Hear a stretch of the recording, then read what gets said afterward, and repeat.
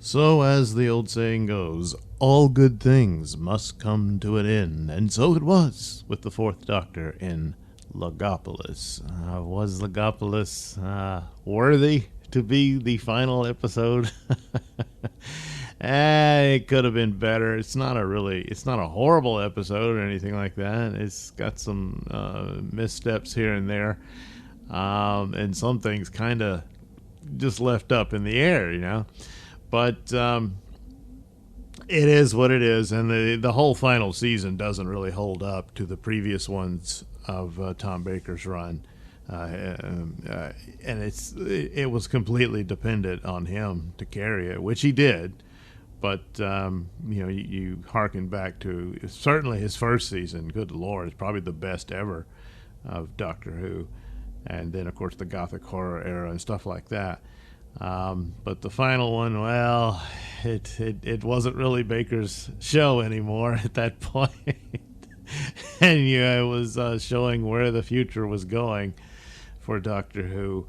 And, well, it is what it is. So, basically, this is a part two of this little trilogy they set up, where the third part is the new Doctor finishes out with Peter Davison. Even though Castrovalva, the next adventure coming up, was not his first taped adventure, full adventure as the Doctor. I think that was 4 to Doomsday or something. But that's how things go. I mean, it's just like certainly within the show itself, nothing is done in consecutive order or what have you, and scheduling and whatnot for whatever reason. Castrovalva wasn't immediately begun underway after the finishing of Logopolis, so it's just So it's just an interesting little side note. But the continuing from Keeper of Traken, which got this ball rolling and which was set up to bring back the Master. To be this recurring villain like he was originally in Pertwee's era. And so here Anthony Ainley gets to appear in full form as the new Master. Even though in my own personal canon, I am thinking that the Dagato Master was the final incarnation of the Master, and that something happened to him that left him emaciated and looking like Skeletor. And then he gets to the Keeper of Traken, trying to use those, find another way to prolong his life and rejuvenate himself after his failed attempt in Deadly Assassin, where I think he got some success to prolong his existence a little further, but not enough. And then ultimately his plan to take over the Doctor's body didn't happen, which would have given him more regenerations through the Doctor's cycle. He ends up taking Tree Mass. And so there's a lot of criticisms about Anthony Ainley, that he's just trying to be a copy of Roger Delgado. But in that sense, as I presented it, he kind of is the same guy. When Time Lords regenerate, they do become these, different people. They retain the memories and everything of their previous selves, but they turn into someone else. And I chalked it up to, how their bodies change and everything. That includes their brain. And it's going to have some effects on personality. And so we certainly see that with the Doctor, of course, but, it would happen for other Time Lords as well. So in that keeping, certainly the Master's been through a lot of hell. He has not regenerated, and he's combined his own, molecular structure, if you will, whatever happened there, with the keeper powers that enabled him to take over Treemass's body to continue his own life. It's clearly the Master in charge here, and Treemass is no more. But still, to my way of thinking, that's the Dagato Master still in existence until he finally gets a new cycle from the Time Lords because of the Time War and all that. And that's just my thinking on it. Perhaps there's been novels and Big Finish stories that counter that. I don't know, but that's my thinking. So I guess he's the one that ended up being executed at the beginning of the Paul McGann movie. I don't know, but anyway, here he is in full form. for Logopolis. So the doctor realizes that the master has this advantage over him because his TARDIS is a fully functioning one. It has a chameleon circuit that works. So he's decided after all this time, you know what, I might want to fix this. So he needs he wants to go to this planet Logopolis because they're the ultimate mathematicians, and that they could figure out how to correct the chameleon circuit so that the TARDIS can now take whatever shape the Doctor wants it to. So at first he wants to get proper measurements of an actual police box. So that's what he does. He goes to Earth. Why he didn't go into the past when they were still in service, because even though this is the early 80s, that was it. There was some around, but it wasn't a thing anymore. So it's kind of, but I guess it's like, look, we can't afford to try to recreate, the 1950s or whatever. But apparently there were a few still around. I don't know. I think these were props on this street. I seem to recall something that they were going to shoot it somewhere but couldn't get it done, or where there really was one, But whatever. Plus, they all didn't look alike either. There was quite a few different ones. So that's the idea. Well, apparently, and you have to, and they do mention this, that because Time Lords are telepathic, and you have to conclude that the Master is much better at it than the Doctor is. And of course, we've seen him, the hypnotic powers as well. The Doctor has used this as well, but the Master was just a master of it, and taking over people's minds and stuff. But apparently this was to clue him in, to have some sense of what the Doctor is going to do. So the Doctor wants to do this and to get to Logopolis for that purpose. So the Master is going to interfere with this, ultimately because the Master wants to take over Logopolis. Now, this is problem number one. I don't see any indication in it to where it seems that the Master has no idea where Logopolis is, like it's some secret that only the Doctor knows. I didn't catch any line that clarified this or not, but I guess I just have to assume he didn't know where it was, and so he needed the Doctor to get him there. But so of course, and it's even in, they do clarify that the Doctor says, I was vain enough to think that I was his target, but it's really Logopolis. And it's not just a revenge plot by the Master. It's not. He wants Logopolis for his own ends. So we get into the strange stuff, which is interesting. I don't know that it's completely has any conclusive nature to it, and to some extent that's kind of fine. But the Master gets there first. His TARDIS takes over the police box, and of course he starts killing people right off the bat, kills a police officer. Eventually, of course, we're introduced to Tegan Jovanka, soon to be a new companion, and her aunt, and boy, did I forget how beautiful Janet Fielding was, and nice outfit. And so anyway, of course, unfortunately, her aunt gets killed by the Master in all this, and bringing back it turns everybody into little dolls. So the Doctor shows up. Of course, he can't land as good as the Master does. He misses the police box, and so has to do it again. Gets over, and this creates some sort of loop within the TARDIS just by the mere presence of the other TARDIS and having the same shape. It's not particularly clear, and it could almost be a trap for the Doctor, but he just keeps going until he comes out of it. So they keep going in. Oh, it's another control room, and it's the police box. They go in the next police box. Oh, it's another control room, and it gets darker and darker. And then suddenly there's a back door to the TARDIS, because he comes out of the back end of the police box to find the police and all this stuff. Meanwhile, Tegan has stumbled into the police box, and that's kind of an interesting. She has an interesting means by which a companion is introduced. It's actually a pretty good one. Just by accident, she stumbles into this, and poor woman, her life is never the same again through no fault of her own. and Tegan's an interesting storyline, and how it ends with her as far as television goes. I know there's Big Finish followed up on her and stuff like that, but there's a lot of reality to it about people just sort of join the doctor and go off like it's all fun and stuff, and she's like, this is crazy, I want out of here. But anyway, so that happens. The doctor almost gets arrested, but he escapes and all this sort of stuff. Meanwhile, I have to think that because of the Master's interference, this might have opened up things, or it was just the nature of what's about to happen. That, of course, we see the mysterious Watcher. Now, of course, spoiler, I'm sure you've seen the show. The Watcher is actually another incarnation of the Doctor.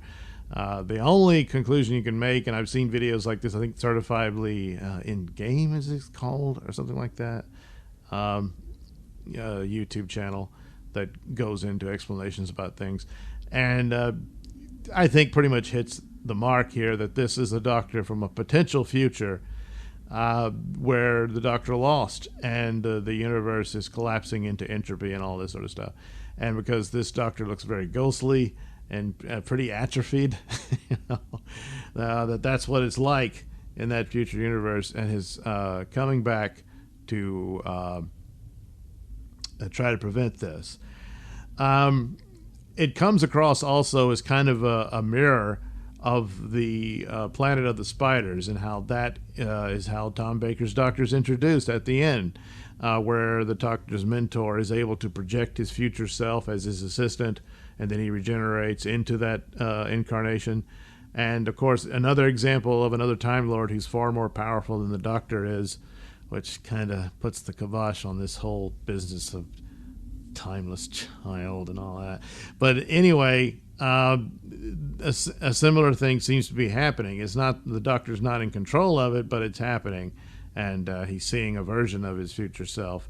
And apparently, you don't hear the dialogue between them or whatnot, but it's filling him in on what's happening.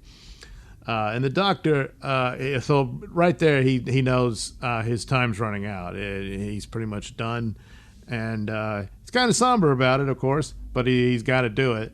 And there's also the cloister bell. You hear that, and that's, gee, what does it mean? Well, a terrible doom is on its way. And, of course, he's convinced it's all about the Master. And, of course, it is. He's the problem here. But they learn an interesting and terrible secret. So he gets to Logopolis, they go through the plans, and of course the Master interferes. You got to have all these computations just by the mere voicing of all the mathematicians of Logopolis to get the computations right for the TARDIS to be repaired. Instead, it shrinks it down. It's the wrong computations because the Master's gone around and killed some of the mathematicians, so the calculations are incorrect. I would have thought that the measurements for the police box would be incorrect because it was really the Master's TARDIS that he was measuring, but, maybe he got it right anyway. I don't know. But, so that's happening, and he's having a laugh about it. I don't know how that really helps the Master take over Logopolis, but, he does. So, ultimately, he does, and he shuts off all the counting and whatnot, and the head of the whole group, the Monitor, he's begging him not to do it. It's dangerous, and he explains that they've been coming up with programs to save the universe from its collapse, and he also admits that it's long past its time to collapse. And the Doctor's like, wait, what? So the universe is already supposed to have ended, and they've been creating little pockets to give off the entropy energy or what have you, and this clues you in and keeps up with E-space and all that was something that the Logopolians had created, these pocket universes and whatnot to relieve the pressure of the universe prime or proper or what have you. And so it's an interesting little thing to throw in there and give some continuity and what have you. And so now they got to create another one or it's all over with. And they had a program, and that's normally they just voice their computations and it can create actual matter through this. They're so powerful with math. But yet they reorchestrated their little city and made a copy of the Pharaoh's project, which was this antenna structure on Earth that was intended to seek out, like SETI, extraterrestrial life and all this sort of stuff. Well, they made use of it to beam out the signal of their new program for what was it? The CVE they call it. I forget, something or other. Yes, it's all perfectly accurate. So, and they were going to run it through the program, and that way they wouldn't have to be dealing with it themselves, and that would sustain the universe. But the master screwed it up, and they're all dying, and so now the entropy's taking place, and the monitor disintegrates before their very eyes. So the master was like, "I'm out of here." Where are you going to go, buddy? So the doctor figures out the program. Tegan helps him. He had already sent Nyssa and Adric away with the Watcher. Now Nissa's another problem here that could have been resolved, that she joined the TARDIS team at the end of Traken. Here she just shows up. They do have a line where he's getting her signal from Traken, and Nissa's trying to contact him. And apparently the Watcher brings her to Logopolis to meet up with him, and she's worried, where's her father? And of course they find out the master has killed him and taken his body and all that sort of stuff. And he fools her at first. Another method is that she was traveling with the master thinking he was her father. They could have done it that way. It's just kind of tacked on, and I'm not too crazy about it. So then there's a cool sequence where in order to protect them, the Watcher takes them beyond time and space, and you can open the monitor and see the entire universe all clustered there. And they witness the destruction of Traken on there, because the places are just fading out because of what the master's done. So again, I talked about this in the Keeper of Traken story, that there's quite the revenge plot story that you could revisit with Nyssa wanting revenge on the master. Because look what he did to her. So anyway, so the doctor and the master have to join forces, and of course the doctor's not happy about it, as he would be. And yet I remember the writer Bidmead talked about this, and he did not like Tom Baker. I know Tom Baker could be quite the a-hole, but in this case, I'm taking Tom's side, because Bidmead is also quite the a-hole. He's just such a snotty guy, and interviews about it. He craps on Tom Baker, and like the scene that he didn't want to look at Anthony Anley while they shook hands. Yeah, dummy, they're enemies. You wrote it. What the hell? He just didn't like Tom Baker. Then he goes on, he's so proud about having passed the Bechdel test, which is one of these idiot notions that practices the idea that you fight sexism by being sexist. And yet he doesn't pass it, because he talks about the scene between Tegan and her aunt, and they end up talking about a man. You're not supposed to talk about a man in the Bechdel test. And they do, and the idea that the aunt wants to get some man to help him repair the tire. Really, the bit between Tegan and her aunt is just a comedy bit that but would probably be frowned upon today by the left or what have you. But that's all it is. But he's like patting himself on the back. And then the final thing was where he's upset because Tegan referred to herself as a stewardess or something, and he's like, "Oh God, that's the wrong term. It just ruins it." Oh, so apparently he's like saying Tegan or Janet Fielding doesn't understand how to be a proper feminist, I guess. So he's just had to mention it because it's just so over the top douchey crap from this guy. Whatever. So ultimately, the only way to keep the monitor's program running would be to run it on a computer that's just like his own, which they go back to Earth, and it's the Pharaoh's project. And well, you got to get through security, and of course they run around. And to this day, the music from that episode is burned in my memory.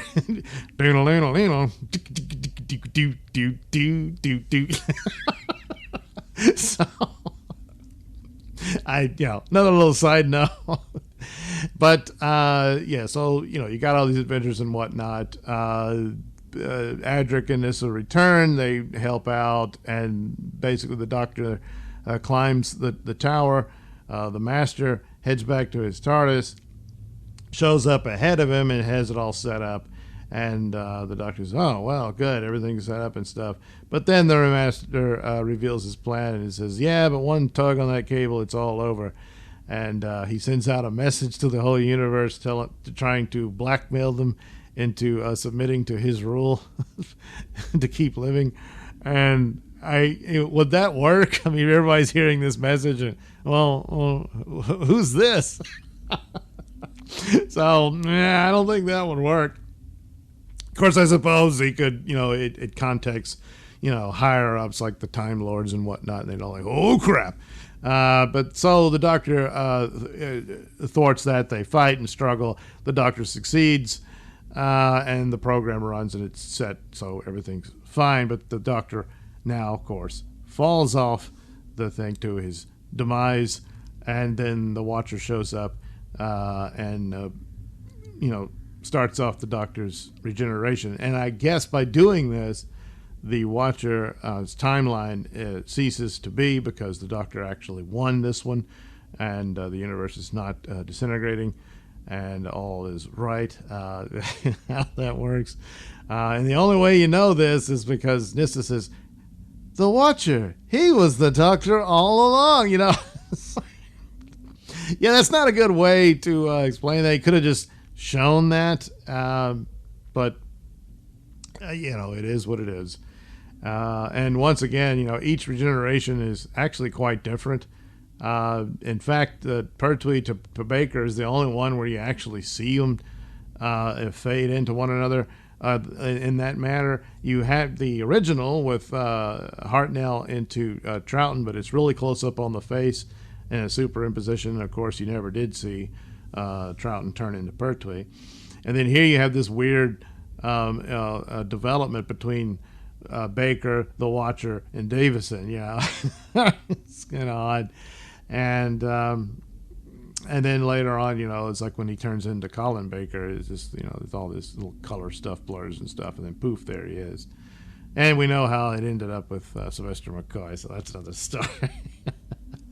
And then, of course, with morphing technology, you got to see that from McCoy to McCann and so on and so forth. And now they all glow all the time for some reason. But, what are you going to do? So that was it. It was the end, but the moment had been prepared for. Peter Davison was hired to come in. And that was that. A tough thing for Peter Davison to do. Anybody following Tom Baker was going to have a hard task doing that. But it is what it is. Tom Baker is and was and always will be my Doctor. I think kind of broke the mold with it and cast a very long shadow over the character. And in some ways, there's a lot of bad things about it, in that it was too hard to follow, and the Doctor, once he was gone, struggled, and eventually, was canceled. Now, there's other factors. The stories weren't as good. It was kind of fading at that point, and we'll get into that as we go. But Tom Baker, is like one of these guys. He gets a role, and it was clear he was born to play it. Just by chance, someone looking for a new Doctor saw him in the Sinbad movie and said, okay, let's check this guy out. And what a ride it was. And anybody trying to copy that would be making a fool mistake. And it was wise how the approach of Davison was, because he's, very different from all of that. But it was also the power of Tom's presence and character, able to carry that into the voice and his look and everything. So even when the shows were weak and not living up to previous triumphs, it didn't matter, because, well, you still had Tom Baker. And so I have a lot of respect, and there's other Doctors that I really like, but he's always going to be the big one and the main one. Even though he's the fourth one in the line, But so, there's a lot of good and greatness, and his first season, it stands to me as the best of Doctor Who overall. And of course, it has the best Doctor Who adventure, in my opinion, ever done, which was Genesis of the Dialects, which also contains one of the best confrontations between hero and villain ever, and that's including other properties of whether Star Wars or what have you, and just that in the genius in it and how simple it is, and it's just this conversation and it lays it all out, and it's just so damn good between the Doctor and Davros there, and also so many lessons in that episode about you can complain about budget and stuff, but it's not much. It's just a dog ate my homework excuse in a lot of ways. When a show like that was able to pull that off with great performances, concept, and use of lighting and what you had to work with, and it was quite the triumph. And so he was immediately missed. It's a damn shame he couldn't work it out because I guess Tom's arrogance or what have you wouldn't do the Five Doctors. Of course, they had the shot of footage and it worked out, but what are you going to do? So, of course, there's since been the Big Finish stuff, and hopefully one day the CGI stuff, they can animate all those. But this was it. It was pretty much over, and was greatly missed. And ultimately, maybe too long of a shadow, but what are you going to do? He gave his best. He enjoyed it. Perhaps he did stay too long, and maybe it wasn't. The show could have, found another way around it and continued on. But look, it was a good run, even though it ended in '89 overall, and you can't really take that away from it. But there's no denying that Tom Baker is a giant in the franchise of Doctor Who, and no matter where it goes, even with certainly the popularity polls and stuff, David Tennant wins and that sort of thing, but he's never really gonna take the crown away or the scarf.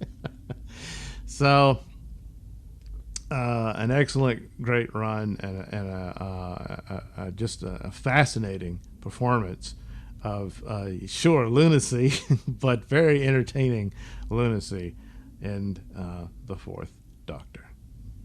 Thanks for watching and listening. Say, while you're still here, why not like and subscribe and share with your many friends? Yes. Also, check out my mini stores in the link description below. Yes, where you can get t-shirts, hats, mugs, all those goodies with my artwork on them. Oh, yeah. And head over to indieplanet.com and pick up a copy of my comic book, Night Night. Oh, yeah. You can also catch me at my podcast, Mr Nailsin Show, on RadioMisfits.com. And you can also watch my videos on BitChute.com and now on Rumble.com. Oh, my goodness, so many places to watch me and my stuff. Oh, yeah. And if that's not enough for you, well, you can follow me on many social media platforms and say hi to your old pal, Mr. Nailsin.